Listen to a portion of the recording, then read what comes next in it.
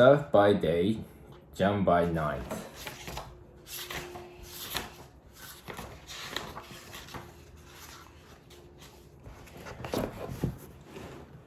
Music and surfing are the peaches and cream of the perfect lifestyle, so good they are almost a creature. Crashing down the coast in your beaten up old van with a surfboard and a guitar, not a care in the world. That was my dream when I was a kid. My plan as soon as I got my license, and I hope I will still be living a vibrant of it when I'm too old to drive. When I perform Take the Drop, a song about that expectant big swell coming in the morning, I describe the perfect corduroy lines stuck to the horizon that steam into the Belt Beach, winky pop zone on a good day. Fun to sweeping perfect by the brisk northwester. It really is a sight to behold. Every time I perform the song, I'm transported there. I can literally visualize that perfection. I've been living between Byron Bay and Bali for many years, and in these moments, a dormant part of my searchy fires and begin to yearn for that soulful down south feeling once more.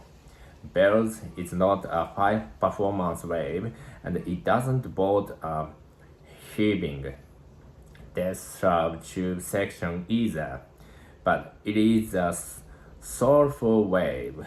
It serves as an amazing canvas on which pros sketch out artisan perfection, and even Joe or Jane Panther can wet the rail and feel like they are ripping.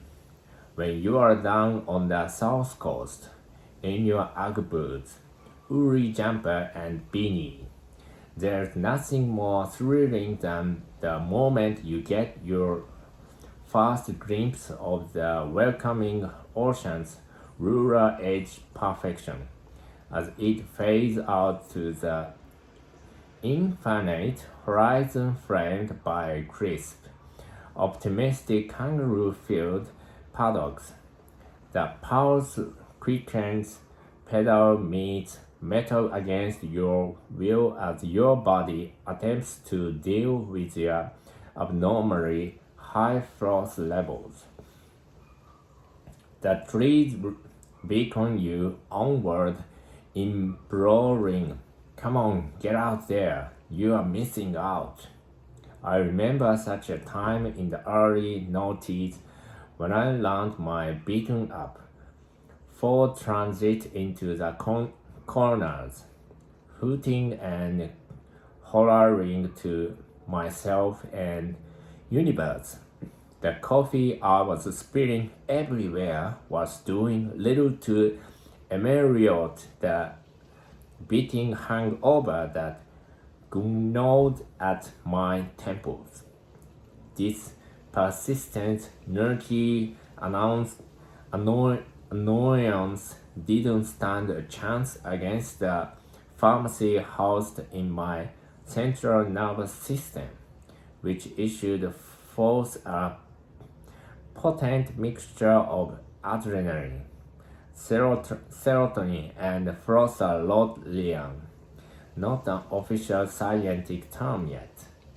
The neurochemicals associated with the realization of a dream.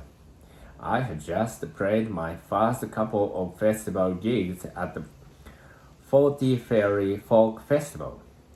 Danny, now my wife, and I stood at the side of stage afterwards and sold hundreds of CDs from cardboard box with no much table or chairs or anything, just stuffing the money into the pockets of our jeans and handing out the CDs as quick as we could. Afterwards, we threw it all on the bed and laughed as we counted it. I made more money in merch sales than my car was worth, and we had been living out of that. The excitement and the raw novelty of your first big experience on stage can never be repeated, no matter the size of the crowds in your future. It can never be new again, not like the first time. A sea of faces moving as one at your musical suggestion, looking for you to take them somewhere just you and them. In those days, I had no band. The purity of the connection you can have with the audience when you are playing solo makes for unrepeatable and transcendent moments in time.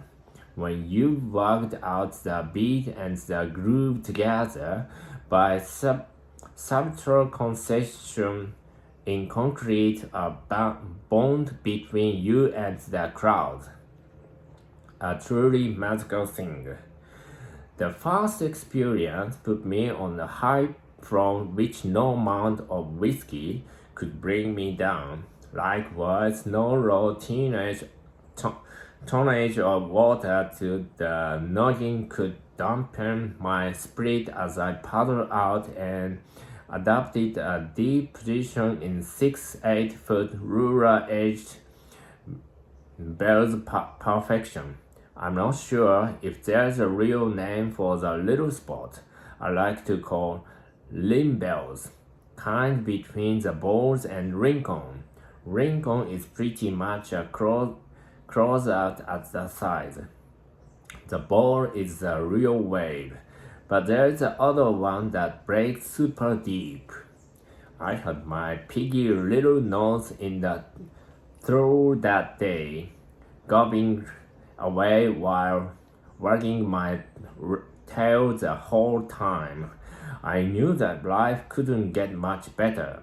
Those perfect waves, the festival, the feeling, pure joy I would kick out at the end of the first session through the board and just lie in the water looking up at the cliff and the natural fissure which seems to reverberate with as much enthusiasm as the crowd had at the gig. The land and sea, welcoming and encouraging me, I had arrived. I got my fill of those thick, powerful, unhurried, but purposeful words and then snaffled a few more for good measurement in an orgiastic full red floss face.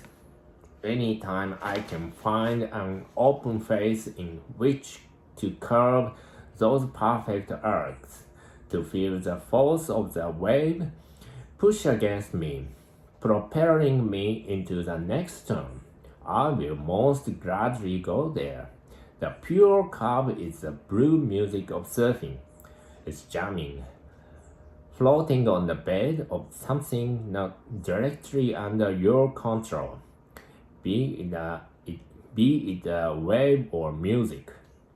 Something to humble you, something for you to harmonize with in search of transcendence. It's dance. It's put me in my happy place. I'll chase it till the day I died. But what is that thing? Why do these movements feel so soulful? I got so excited about this concept once at the gig in Whistler, Canada, after working all day on my carving and then drinking several Jagger bombs that I tried to start. The Church of the Pure Curb. I almost had a few flowers. I would have made a great drunken preacher.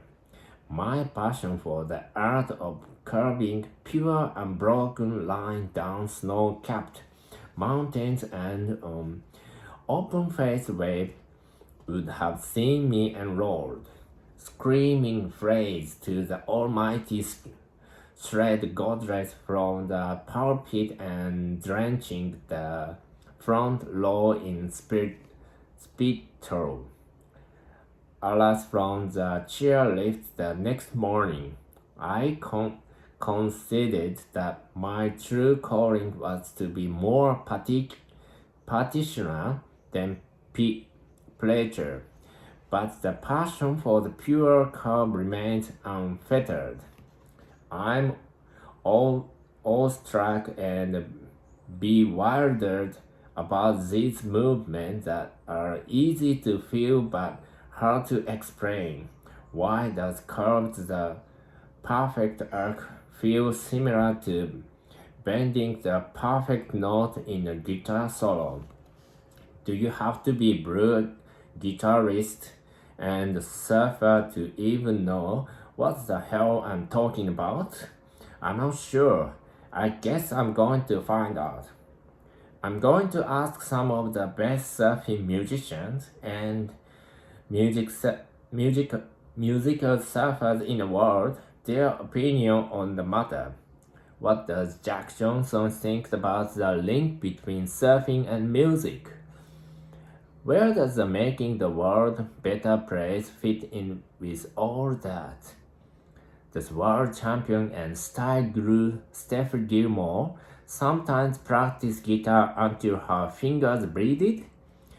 J-Love was playing blues and roots music 10 years before the term was even invented. What does he think of all this, and how did he go surfing Kelly Slater's wave pool? And while we are at it, what does Kelly think about the future of surfing now that he Waves launch has ensured it will pretty much never be the same again? I guess I will find out when I fly to LA and have a chat.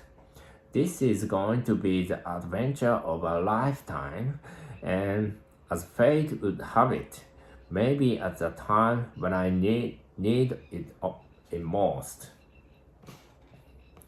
This book isn't going to turn into some kind of AA documentary, but in the interest of full disclosure, yesterday I strapped on my rucksack laden with tea and soda water and took my first step towards the ear-side snow-capped mountain of sobriety. On 1st January 2018, I did my first alcohol-free gig, which means I have not had a drink all year, although I did have a raging hangover.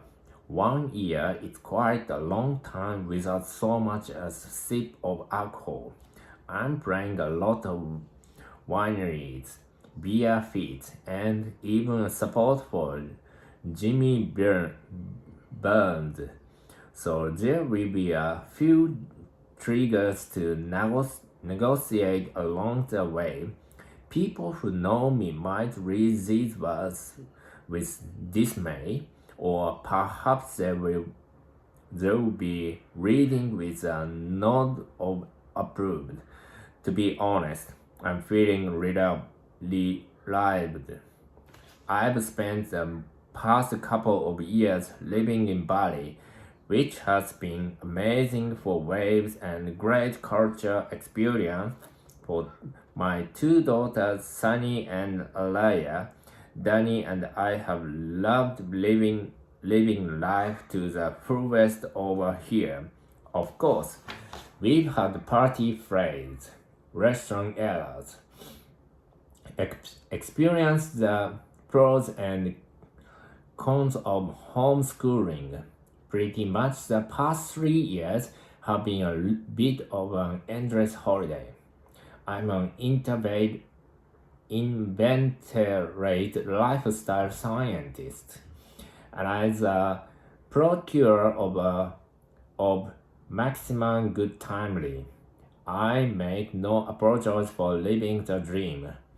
But I have been living in fairly relaxed manner, and also it's been pretty darn epic.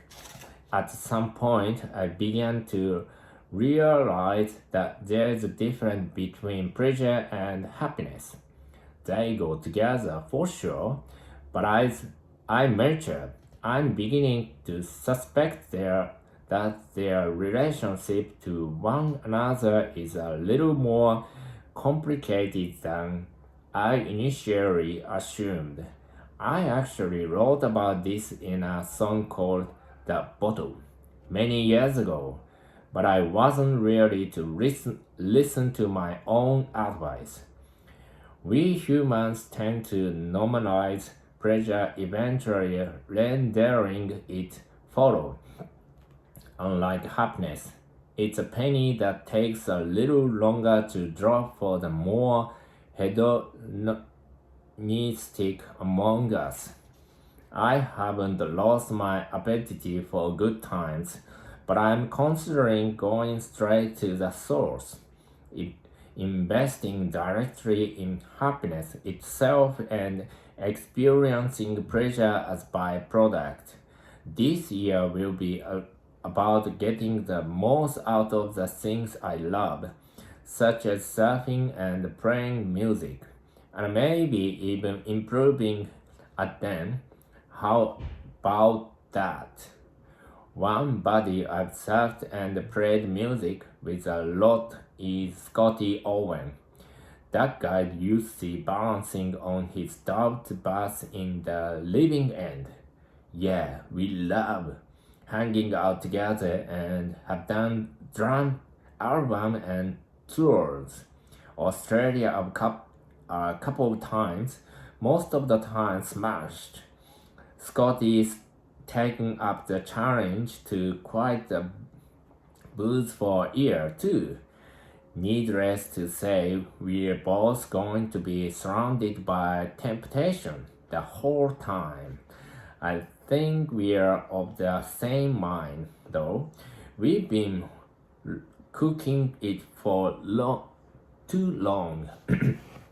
So, this deeper happiness quiet is on my mind. It feels like it's time to get my shit together and get my music career back on track. And who better to ask than people who are not only the best in the world at my twin passions, but also seems to have retained a real sense of joy, style, and passion for what they do. The lurking suspicion in the pit of my stomach that I could be achieving more is going to cause me cancer if I don't do something about it. I need a change, and I'm hoping that this book will offer some food for thought. These are special people. Yes, we are all equally valid as human beings, and we don't all need to win 11 world title or have number one hits to consider ourselves a success. But let's be honest, some people just smash it when it comes to success and happiness. I'm aware of one of life's simplest yet unalterable equations. You get back what you put in. I've always been hardworking, but I honestly don't know how focused I've been. I've been trying to climb mountains with bricks in my backpack, and I'm looking forward to the journey becoming easier this year. The things about surfing musicians and musical surfers is that we tend to be the deep thinking bunch. This is especially two of my old friends, Dave Rastovich, Bill Young, and Jim Banks. My discussions with these guys are always deep, although often cosmic. There's never room for bullshit. That's why we value each other's friendship so much.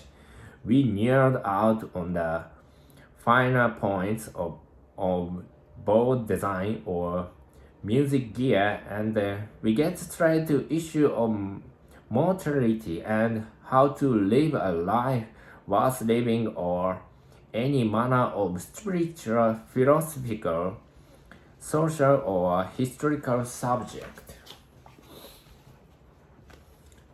These guys love a laugh and a good time, and then they know what it is to party, but all generally opt the clean living and more of a spiritual approach to life. Why I didn't listen to these guys a decade or more ago is lost on me. I guess I just needed to follow Stone at the trouble's door a little longer. Finding a right people to interview for this book was easy. Most of them I knew already. Many are good friends, and most I have bumped into along the way with expectation of three young future legends, Connor Coffin, Lee and Karen, and Jalissa Vincent, all standard style surfers with musical talents. Of course, there are a fair few household names to grace these pages. I'm not planning on asking too many obvious questions they've answered a million times, but there are certain things to do with your oldie surf and blues and roots folks law that just have to be asked. For example, half of the people in this book will have to tell me heavy white pub story. That's just too interesting to resist. The people I'm keen to speak to not only excel at what they do, but also defy simple categorization. They have interests, talents, and even obsession that go far beyond merely surfing and music. I suspect that these guys are good at getting good at the thing. They must all be lifelong learners, must have great daily routine and interesting belief system that drive their actions. They all have a different capacity to the average person for challenging themselves to push beyond their comfort zone. They do it in the water. They do it on stage, and I suspect this will show up throughout their lives. Most of the people in this book are influential pioneers and innovators across multiple disciplines, and that doesn't happen by accident. I'm keenly interested in their mindset, what keeps them motivated and full of joy, and what we can learn from them. I want to learn it all. I want to learn their secret, put them in a bottle and hand it to you. We are all awarded the same number of hours in a day. What makes these guys different? How do they do it? How do they keep their creativity without taking their situation for granted? And how do they maintain their passion without it being worn down by the sands of time? Every day in this book is so fortunate to love and respect what they do for a living. To have the reverence for what pays the bills is a special thing. This is a path to happiness. To have the joy of working at something, being dedicated to a pursuit that you are you are in awe of, that is much bigger than you, that you have so much passion for is the ultimate gift. After all, when you are totally stressed out about money, relationship, questions of the future or past, surfing brings you forcibly into the moment. Waves come through at their own pace. It's up to you to synchronize to them. If you are not in the moment, you'll be out of sync. So surfing is forced mindfulness. This is especially true when you are up and riding. When you are up and riding, there really is no room for their throats. People go live in caves and take vows of silence to achieve that kind of headspace. All they need is good twin keel fish under their arm and they will have the key to nirvana. Where these twin passions of surfing and music have taken me over these past 20 years had been outstanding. They have lightly shown me the world, from jamming with Benjamin Jews who emerged from the down on the donkeys in Morocco to traveling treacherous, muddy tracks in the back of carved out tracks through the jungle of Sumatra to jumping off a dangerous canoe onto a ferry surrounded by local traveling with rice and live chicken, feeling like Shrek and Dread as I stopped to fit through the doorway of the ferry and sleeping on the bed too small for me with my feet out the window getting rained on, sleeping in a boat back in the desert because our little bus box got bugged in a meter of water on the way to Red Bluff, WA, trying not to think how appealing my warm-blooded body would be a tiger snake. The list of adventure goes on, and I'm still adding to it. Meanwhile, the career that made all this possible has never stopped giving. I first realized my dream of playing music for a living 20 years ago by scrounging gigs in cafes, inner city bars, piss-up regional front bars to be a couple drunken fishermen and a three-legged dog. I played shows like my old regular down in Flinders, where the whole pub has been rolling drunk out of the collective mind, including the publication. I remember one gig in Naruma where the whole front bar was in a fight, moving like one gig rugby scrum. But I had a residency at the public bar downstairs at the followed SP and a one-armed man broken an innocent onlooker's nose on for no reason. From traveling America in Xavier Rat's tour bus, having mushroom-inspired relations atop the pristine mountains of Colorado, to eating fondue at Frankie Cloud's place in the Swiss Alps during the Montreux Jazz Festival. I remember looking to the side of the stage seeing Danny breastfeeding baby Sunny in her little pink headphones while I was playing blues-faced to screaming crowds thinking, wow, how cool is this? What a life for this baby.